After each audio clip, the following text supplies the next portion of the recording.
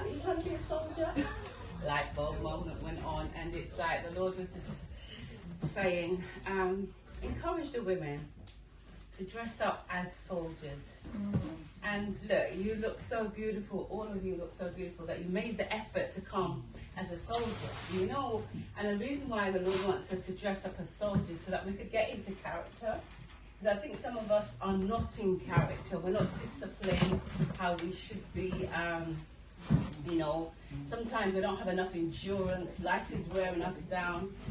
Our husbands are wearing us down, our children are wearing us down, circumstances wearing us down, our jobs are everything is wearing us down. And, you know, it's telling, it's showing on us because we're not in the place where we're supposed to be. Things that we could tackle before, suddenly we're not able to do it because we've been doing it for so long. We've been fighting for so long. And some of us are getting weary and we're ready to give up, you know. And I'm not a person that gives up. Anybody that knows me, I'm not a quitter. But this week I felt at that point, I almost said to my husband, I'm in pain, and Spirit of God wouldn't let me go anymore, take them or nothing. It's unfair, you know. And something just happened, and I told him eventually what it was, and then I just started doing the program. It's like the Lord just took it off my mind, and He took control of it. But it was, I'm thinking, this is really strange. And the devil gave me a thought, and I thought, I know it's the devil now. The devil doesn't have anything good to tell anybody. It's just nonsense. He just tells you nonsense, you know. But 2 Timothy chapter 2, verse 3 and 4 says, you therefore must endure hardships. So as women, we have to endure hardship as a good soldier of Jesus Christ. You know, so don't think, oh, woe is me, why is life so hard? It's meant to be hard, but it's not supposed to kill you. It's not supposed to just leave you flat on the floor with no hope of recovery. That's not what's supposed to happen. Verse 4, no one engaged in warfare entangles himself with the affairs of this life, which means you're not allowed, you shouldn't permit life to overwhelm you.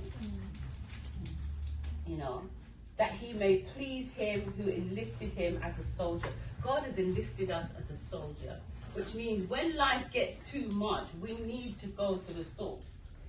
And, you know, and if we're walking with God, and God is walking with us, He should be there with us, you know, that we can, He's only a prayer away.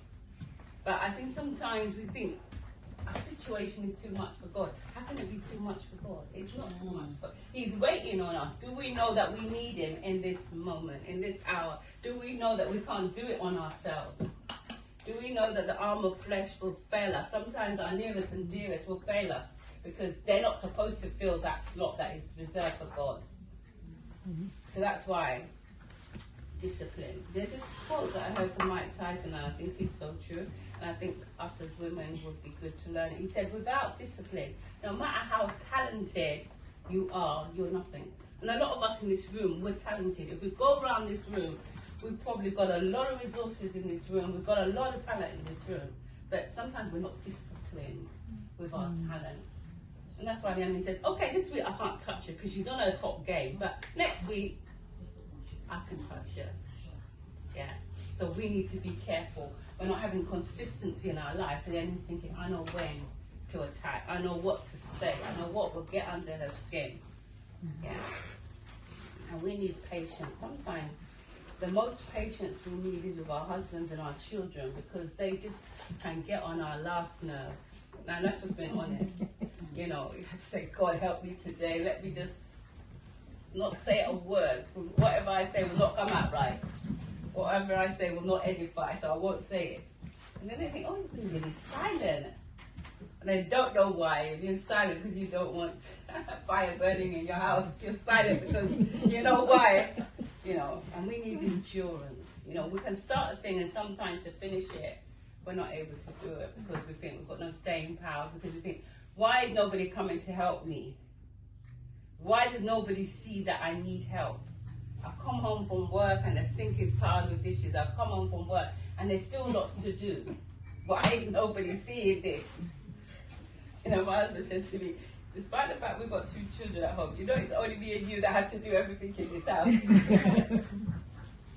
Honestly, that's reality. And I've already touched on the ability to follow orders and obedience, perseverance. We must endure to the end. Let's not faint, you know, in the day of adversity. So we've got to push through, press through, no matter what's going on. We've got to stay the course, because at the end of it, something beautiful will come. Look at this day, something beautiful has come. At the beginning of the week, I didn't know how this was going to happen. At the beginning of the week, there was so many I said, I don't know how God's going to do it. I just know He's going to do it. You know, hallelujah. So I just really want it to open a bit. The two speakers are coming. Like Apostle Victory is here. She's going to share next. But I'm going to tell you a bit about her. And she has an amazing story, an amazing life. So I want to not talk too much. I want to share a bit about who she is. We've known her for a very long time, Apostle Victory and her family. One of her sons has got a very similar story to one of my sons, who you will hear from at the end. And you think, well, there's no other men here, don't worry. Voice recording is good. So, our son is amazing. All our children, they're all special. They're special ones. When somebody's got that